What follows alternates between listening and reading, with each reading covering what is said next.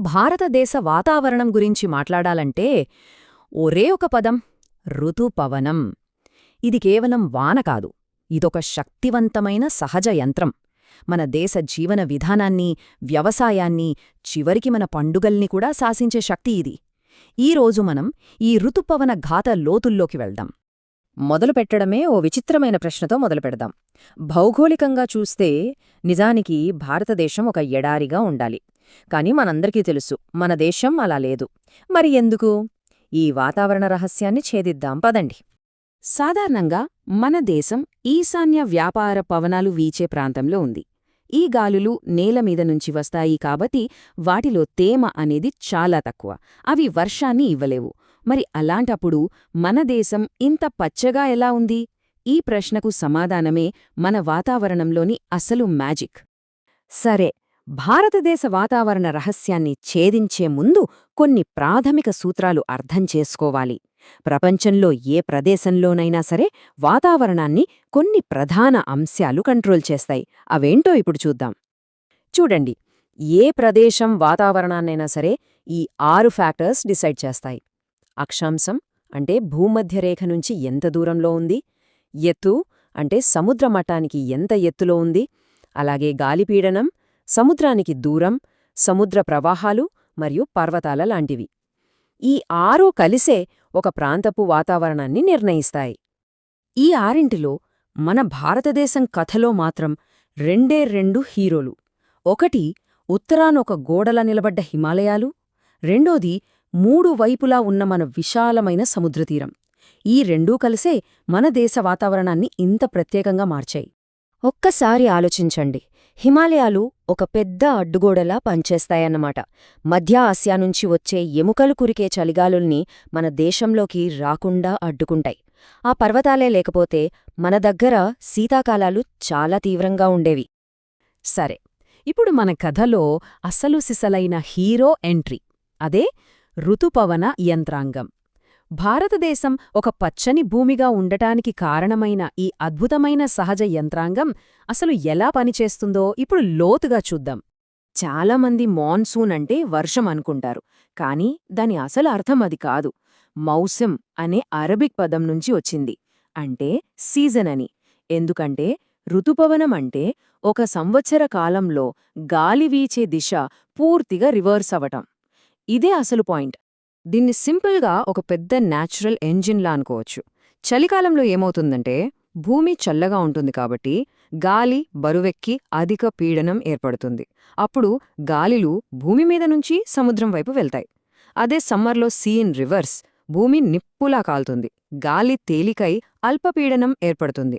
అప్పుడు సముద్రం మీద నుంచి తేమతో కూడిన గాలి భూమి వైపు దూసుకొస్తుంది. అంతే, ఇదే మాన్సూన్. ఇందాక మనం మాట్లాడుకున్నాం కదా, ఆ గాలి దిశ మారడమనేది ఈ 2 మ్యాప్స్లో ఎంత క్లియర్గా కనిపిస్తుందో చూడండి. ఎడమవైపు నైరుతి ఋతుపవనాలు సముద్రం నుంచి దేశంలోకి ఎలా వస్తున్నాయో, కుడివైపు ఈశాన్య ఋతుపవనాలు భూమి మీద నుంచి సముద్రం వైపు ఎలా వెనక్కి వెళ్తున్నాయో గమనించవచ్చు.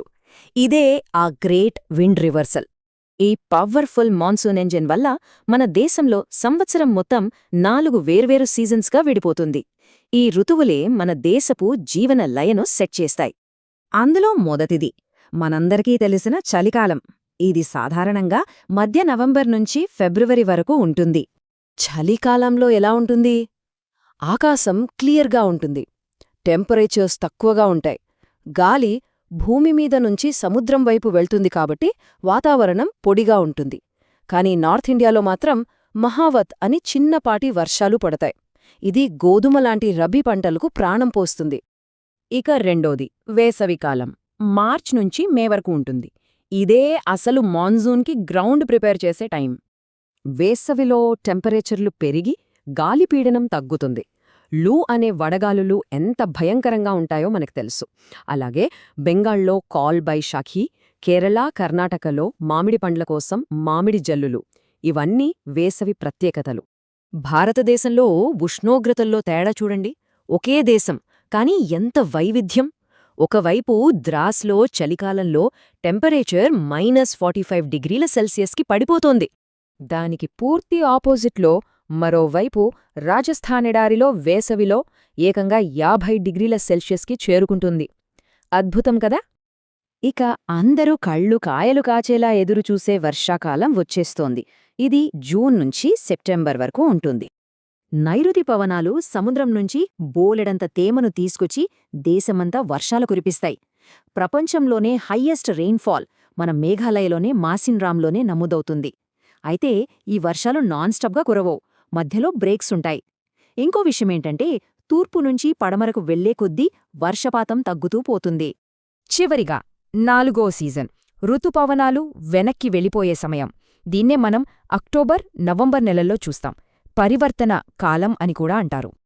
ఈ టైంలో మాన్సూన్ బలహీనపడి ఆకాశం క్లియర్గా ఉంటుంది. కాని గాలిలో తేమ ఎక్కువగా ఉండటం వల్ల భరించలేని ఉక్కపోత. దీన్నే అక్టోబర్ హీట్ అంటారు.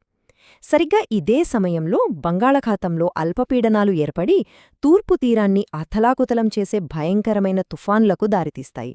ఇప్పటిదాకా మనం ఏం చూశాం? ప్రాంతాన్ని బట్టి ఎన్నో తేడాలు. అయినా సరే ఈ మాన్సూన్ అనేది దేశం మొత్తాన్ని కలిపి ఉంచే ఒక బంధం లాంటిది. ఈ మ్యాప్ చూస్తే మనకు ఆ విషయం స్పష్టంగా అర్థమవుతుంది. ఒకవైపు ఈశాన్యంలో 400 సెంటీమీటర్ల కంటే ఎక్కువ వర్షం, మరోవైపు రాజస్థాన్లో 10 సెంటీమీటర్ల కంటే తక్కువ. ఎంత తేడా ఉన్నా దేశమంతా ఒకే టైంలో ఋతుపవనాల కోసం ఎదురుచూస్తోంది.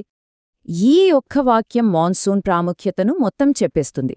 వ్యవసాయానికి నీళ్లివ్వడం ద్వారా దేశం మొత్తాన్ని ఇది ఒక్కటిగా నిలుపుతుంది. మన రైతులు, మన నదులు, మన పండుగలు అన్నీ ఈ మాన్సూన్ చుట్టూనే తిరుగుతాయి. భారతదేశంలో వాతావరణం మన జీవితాల్లోని ప్రతి అంశాన్ని ఎలా ప్రభావితం చేస్తోందో చూశాం కదా. ఇది మనల్ని ఒక ఆలోచనకు దారితీస్తోంది. మనం నివసించే ప్రాంతంలోని వాతావరణం అక్కడి జీవన విధానాన్ని, సంస్కృతిని ఎలా మారుస్తోంది? దీని గురించి ఆలోచించండి.